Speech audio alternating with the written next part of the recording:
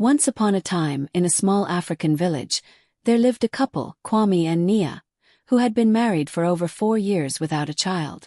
Kwame, a man who desperately wanted children, made his wife's life a living nightmare.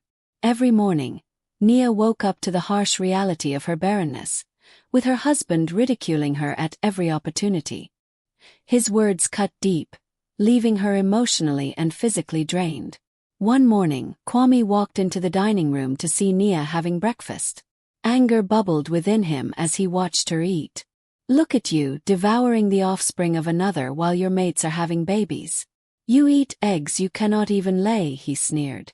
Nia's appetite vanished as she pushed the plate aside, tears welling up in her eyes. This was not the first time he had spoken cruelly to her. Her mind drifted back to the painful day they had visited the hospital. She had undergone a series of fertility tests, hoping to explore IVF as an option, but the doctors had informed her that she had fibroids. The news shattered her. She had asked about her fate, and they told her she would need surgery before considering IVF. Knowing how unsupportive her husband had always been, she feared telling him, but she had no choice. When she finally did, his response was brutal. "Do you think I'm a money-making machine?" He scoffed when she pleaded for financial assistance for the operation. "Your mates are carrying babies while you're carrying diseases." With that, he walked out, leaving her shattered. Determined not to give up, Nia wiped her tears and set out to find a way. She took on menial jobs, working tirelessly from morning till night. She washed clothes, cleaned houses, and even worked as a nanny for a 2-year-old boy named Jomo, whose mother had died during childbirth. His father, Malik, was a busy man who had no time to care for his baby, so he entrusted Nia with the responsibility.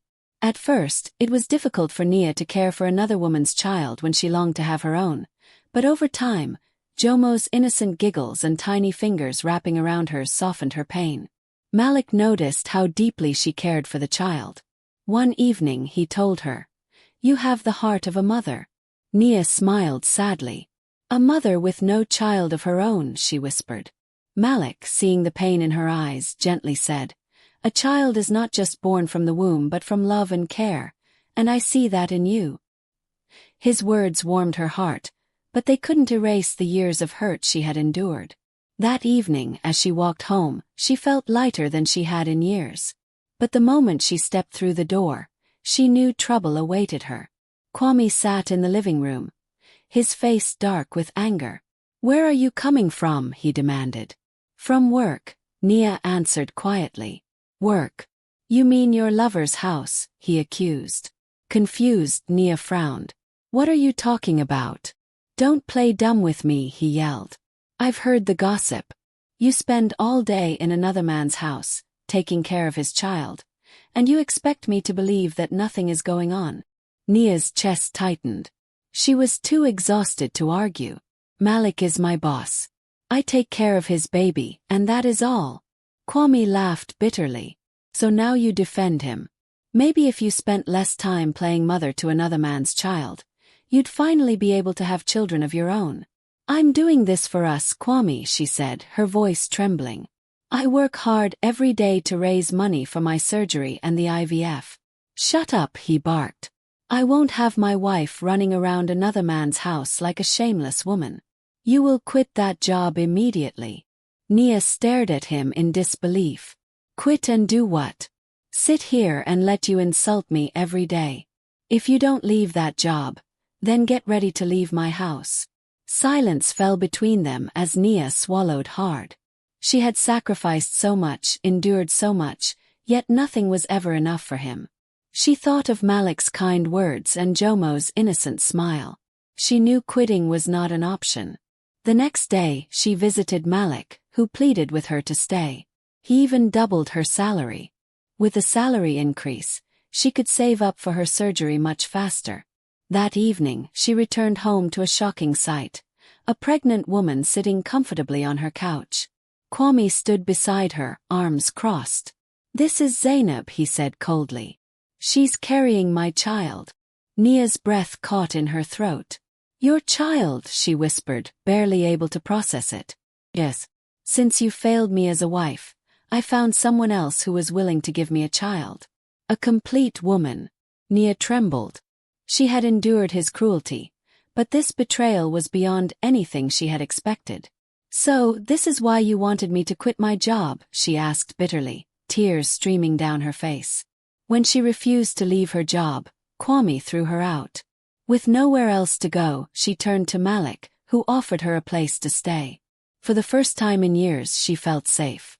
Months later, Kwame went to her family home, requesting a refund of her bride price. When Nia's mother called her with the news, she simply replied, "Let him go." Finally, she was free. The day of her operation arrived, and Malik stayed by her side. However, in the middle of the procedure, the doctors made a shocking discovery. She was 9 months pregnant. The fibroids had hidden her pregnancy. Hours later, she woke up to the cries of a baby. Malik, cradling the child, whispered, "You have a daughter." Tears streamed down Nia's face. After years of ridicule, she had carried a child all along, a miracle baby. Meanwhile, in another part of the hospital, Kwame sat in despair. Zainab had lost their child. The same people who once whispered about Nia's supposed barrenness now spoke of her miracle baby. Shame consumed him. Desperate, he sought Nia's forgiveness, but she remained firm. "I forgive you," she said, "but forgiveness does not mean a second chance." With nothing left to say, Kwame walked away in defeat. Over time, Nia and Malik's bond deepened. He was patient, kind, and loving, the opposite of the man she had once married. Slowly, she allowed herself to love again. Their children, Chisholm and Jomo, became inseparable. Years later, Nia and Malik married, building a home filled with love, respect, and happiness. Nia had finally found what she had always dreamed of: peace, love, and self-worth.